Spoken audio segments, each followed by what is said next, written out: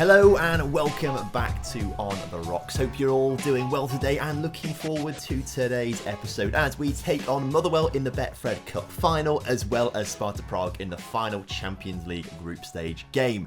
We have got to get through this one pretty quickly though. It's nearly 5 o'clock. I've been watching the F1 and thought I'd record this afterwards, but the F1 took quite a long time because it was a mental race. If you watched it, let me know what you think down in the comment section. I reckon probably the best race this season, which is kind of sad because it had to rely on 6 cars being taken out for it to be very good, but it was still a very exciting race. I'm sure a few of you guys know about it already, but I am planning on starting a Formula 1 podcast soon. It should be coming out hopefully by the end of the month or so. I need to get a few things sorted for it, but I wish it was sorted now so I could do a podcast on it right now because wow, what a race. Anyway, welcome back. Hope you're all doing well today and looking forward to the episode. Make sure you do drop a like on the video for me, subscribe to the channel if you're new around here, and leave a comment down below for the YouTube algorithm. Only 2 games played since you guys were last here, and both of them resulted in 3-0 victories. Kilmarnock, we got a big result there. Thad McRae scoring 1 and Sissoko with 2, before Procheska, Alavio and Shaban got the goals in a 3-0 win over Motherwell. So a dress rehearsal, I suppose, for the cup final. As we play our cup final, Celtic and Rangers are playing against each other in the league, but at this stage, it's not really much of a worry. You can see just above my head the league table, and we are head and shoulders clear of Celtic and Rangers with a plus 57 goal difference already. We just dominate the league. We're so bloody good. And because we're so good, we're going to play our entire backup team, essentially, for the cup final against Motherwell. So some players, you probably haven't seen on episode for a while, but we've got Marcelo Gill in goal. He's been superb when he has played this season, with a backline of Crossan, Admilson, Jim McBangold and Alexandro at right back. Procheska and Alavio in the centre of midfield. And Alavio, surprisingly, is the 3rd highest scorer in the team this season, despite being a box-to-boxer and a ball-winning midfielder. It's bizarre. I do see in the comment sections every now and again, like, I can't believe he's put Alavio on as a shadow striker or a Mazzala, but he just does well. I don't get it because he's got terrible finishing, but he just scores goals for fun. Like, he has got 9 goals in 12 league appearances this season, 12 goals overall in all competitions. You can see here, just next to my arm, if I twizzle this way, 12 starts, 12 goals. He's on fire. So how he's doing it, I don't know, but I'm not going to complain at all. Jez Finley is going to start on the left today with Thad McRae as the shadow striker, who's only got 4 goals himself this season. Didau starts on the right-hand side, and Shaban, with his 11 goals, leads the line. So it's been 5, maybe even 6 years since we were last in a Betfred Cup final. It's been a long time waiting, but what this does mean, if we win this, the domestic treble could be on for us for the first time. We have never won a domestic treble, ever. We've never got it because we've either lost in the Betfred Cup second round because we're stupid and we can never got through it, or we just bottle things in other ways. So potentially this could be the first season where we actually get a full domestic treble, as we've not scored a goal. I thought we'd got a penalty there or something like that, but no, the shot was just terrible, goes well wide, nothing happening. I should say as well, this is the exact same lineup that just managed to beat Motherwell 3-0, so it should be a pretty comfortable result for us as Procheska comes down the near side of the pitch here, looking to offload to Sandro. Sandro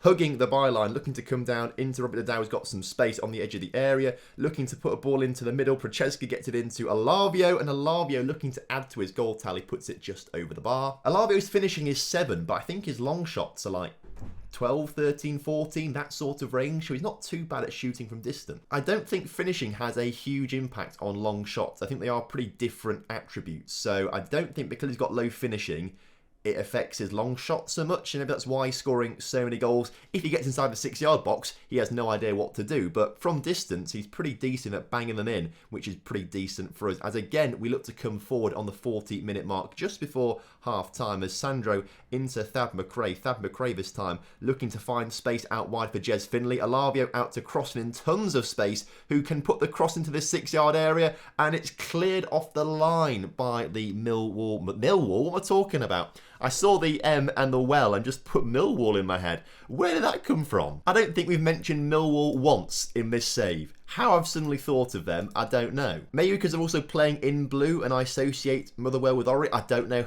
how I've done it. Either way, Motherwell are playing well, I must say, for the cup final. They've just started to turn it up a notch, and Defensively, they're looking pretty good. Going forward, they're not great, but defensively, they've put on a decent show up until now. Admilson rising like a salmon from the corner. Jez Finley putting it onto his head, and he's getting a goal there. You love to see it. We go 1-0 up in the Streamer Showdown Cup final, I should say as well. Of course, not the Betfred Cup, the Streamer Showdown. Procheska looking fairly tired out there. I think a few faces will be looking quite tired now, and they are, to be fair. Thad McRae off for Sissoko. Procheska off for Didao, and then we can swap him with Jez Finley, and then bring Sadie on that left-hand side, and then we'll take Sandro off for de Klerk as well. Get all the tired faces off the pitch for 15 more minutes before Thad McRae perfectly timing the goal there just as I press confirm on the substitutions. The ball into the middle from Procheska, and Thad McRae ready to double our score there. You love to see it. Procheska, was it Procheska or was it Alexandro who got the ball in the middle? It was Procheska, I thought it was.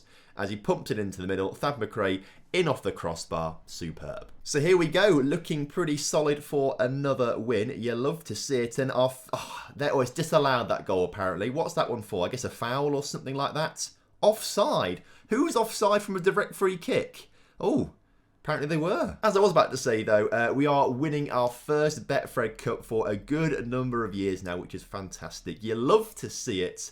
And here we go, silverware being lifted, unless of course Motherwell score 3 goals now, which I'm sure they won't. They don't. We've won the Betfred Cup. So there we go. The first trophy in what could be a historic season if we want to win the domestic treble, which we've never done. Congratulations, lads. I'm very pleased with your performance out there, and it's even better that it's our backup team that have done that essentially. Like, none of these guys, apart from Alexandro, because we only got one right back really. Alexandro plays first choice centre back and backup right back. I guess he's the only exception, but everyone there a backup player as Celtic batter Rangers 4-0. Hearts win their game, and Hearts moving to third in the table ahead of Rangers. That is not good preparation for Rangers. They need to be on top form if they want to qualify from their Champions League group, which is not looking very likely for them. I guess the only silver lining is if they don't qualify from their Champions League group, they'll go to the Europa League, which they won a few years ago. And I reckon they could do us a favour and win it again. Of course, if they do go on to win the Europa League again, that massively helps us out with coefficient points, which we'll look at the end of today's episode following the end of the group stage. I think I've just missed a conversation here. What's gone on here? What's gone on here? Tam Lumper feels he should be starting more games. Right, this is the issue. Tam Lumper is obviously our best centre midfielder, but he's getting cross that he's not playing enough games because I keep rotating the team so much. To be fair, he's only played 7 league games so far this season. He's played 14 overall. How many league games have we played? He's played half the league games. He's played 15, so he's played half of them. But he plays all the Champions League games and stuff like that too. But I guess he's not playing the Scottish Cup games. So, yeah, I can maybe understand his upset there. I should talk to him actually. I need to reply to him and say, yes, I will play you more. But it's just because of rotation. It's not because I don't like him. I love him. Discuss issue with Tam Lumper. What's up, lad? I'm a star player. I'm not getting the game time. Okay, well, I'll start you more often. You love to see it. Youth intake preview is here. The past 3 or 4 years now, we've had some terrible youth intakes. Is this one going to be any different? Lots of wing backs, lots of wingers, a good keeper, a good midfielder, a good attacking midfielder, and a winger, and one goalkeeper who looks quite good. But then lots of downsides as well that says don't expect much from this youth intake. I don't know, I think it's better than previews we've had in the past few seasons, but it doesn't sound like there's going to be anything mega in there. And obviously we need mega because we need some more homegrown players because we're running a little bit thin on the ground for them for Champions League fixtures. So what we need today is a bit of a miracle for Rangers. So we're through from our group. If we have a quick look at the league's tables here, we're through qualified. If we win today and keep a better goal difference, then we'll stay ahead of Atletico and qualify first from the group, which is great. We need Rangers to beat Real Madrid and Liverpool to draw with Moscow or lose to Moscow, essentially. That's what we need Rangers to do. Very difficult challenge for them. Celtic, though, as you can see down here, already qualified from their group in second place, so they're into the knockouts already. I think in terms of the Europa League, it's all over for Kilmarnock. They're on, not quite. They're on 3 points. We need them to come third at least. Who are they playing right now? I think they're playing Lyon. They are about to play Lyon, who are top of the group, which is a difficult draw for Kilmarnock. So that might be tricky, but we need them to win. And when it comes to the Europa Conference League, Hibs already qualified from their group. Ideally, they need to win to qualify first. So plenty of action going on. What we're going to do is quick pick, but go to manage, go to first 11 that we already have selected out. And this is the team that you are pretty used to. Although Sissoko suspended, so let's get him off the pitch for Alavio and then bring him off for Robert Didau, who can go onto the bench. Jan Cavalcanti apparently injured. Oh, let's try him out for the first half. It's in like a slight little injury. He's back in 2 days' time anyway. But last time we played Sparta Prague, we won 7-0. It was off camera, but we won it 7-0. Hopefully we can do something similar here today, as Cavalcanti can't get on the end of the throw in there, and Sparta Prague looking to bring it out from the back as we collect the loose ball. De Klerk bringing it forward into Lassialian, who is tackled, and Sparta Prague looking to come on a counter-attack now as they bring it into the midfield of the pitch. Luckily for us though, Alavio shows that he's also a good tackler of the ball, but then loses possession straight away again. Sandro with a good interception, and Tamat Lumpa, who must be happy to be starting today, because obviously he's very cross that he's not starting games, which is very bizarre, but he's on the ball, into Alavio, into Cavalcanti, into Varela. Varela on the edge of the area now, into De Klerk. De Klerk shoots, and De Klerk scores his second of the season. That was a rocket. Tell you what, it's all getting exciting in the Champions League. If I haven't really checked to see what the Italian, German and French teams have done, but we are gaining fast on all three of them. And if we have a good Champions League this season, we could overtake some of them as Varela makes it 2-0. In the meantime, what's going on? Celtic are winning 2-0 in their game. That's good. But obviously, it won't change anything for them. Just more wins and extra money for winning that game. Tamat Lumpa gets on the end. He's the smallest man on the pitch. I think he's only about 5'6". And yet I think he's just won a header to score that goal. How's this one gone in? Lassialian into the middle. Sandro, I'm not quite, it bounces around the area. I think it just gets lucky. It comes off Tamat Lumpa. But he scores that one. How are Rangers are 2-0 down? You hate to see it. That's not good. Moscow are not doing anything. So it looks like Rangers will drop down into the Europa League this season, which is not the worst case scenario. They've got a good chance of going on to win that, fingers crossed. Obviously, Monaco coming third in our group, so they also drop down. So that's one French team out. I imagine PSG have won their group, but it does mean only one French team in the knockout stages of the Champions League and two Scottish teams. Can we get a quick update on, if we go to, we can't do it now because obviously there's a highlight going on. I want to see if we can just get an update on Kilmarnock and see how they're getting on, as Van Steen shoots and Van Steen cannot score a goal. He's been very good at left back this season though. Again, I can't quite get onto those Europa League scores because more highlights keep coming thick and fast, as Tamat Lumpa into Varela, putting it just wide of the post. I'll press pause this time. That might make more sense. Press pause. Europe, Europa League. Where are Kilmarnock? Shout if you see them. Oh, it's going to do its thing where it bugs out, doesn't it? I'll press play and eventually it will load in properly, I think. It has loaded a bit more. Where are Kilmarnock? I hate this latest scores thing. Kilmarnock are winning. Kilmarnock are currently winning. Come on, Kilmarnock. Who else is in their group? I can't remember. I need to switch this up. We need to see. Oh, I can't change this to different leagues. It's got to stay on the Champions League. Who else is in their group? It was... Oh, I can't see more results now. Let's just click on Kilmarnock. I want to know how they're doing. They also have Hertha Berlin Olympiacos. And I think we need Hertha Berlin to win that, don't we? Ideally, for Kilmarnock. Press play. Hertha Berlin and Kilmarnock is not what we're looking for. It's Hertha Berlin and Olympiacos. So Sandro Demancic scores his 8th of the season. You love to see it. Initial save there from the keeper. Demancic on the rebound, getting another goal this season. Our centre-backs have got loads. I think we saw Admilson get his 6th and now Demancic get his 8th. Superb players. But can we see... Hertha are beating Olympiacos 3-0. Right, this might be absolute pandemonium if you are a Kilmarnock fan. We need to find their score again, which I've now lost. We need to find out if they're still going to win or not. Oh, this latest scores thing is just so broken. It's the one thing that needs to be fixed for the next iteration of Football Manager. We've won our game. We top our group. You love to see it.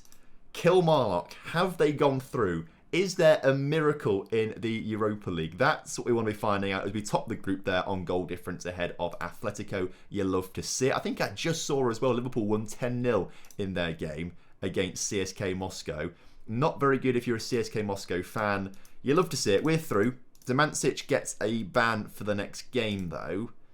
Champions League, Group B. Yep, great, we've won. Can we just look at the group state? All groups, please. So Liverpool through, Rangers into the Europa League, Celtic through, you love to see it. Europa League, Kilmarnock, oh, they still finished bottom.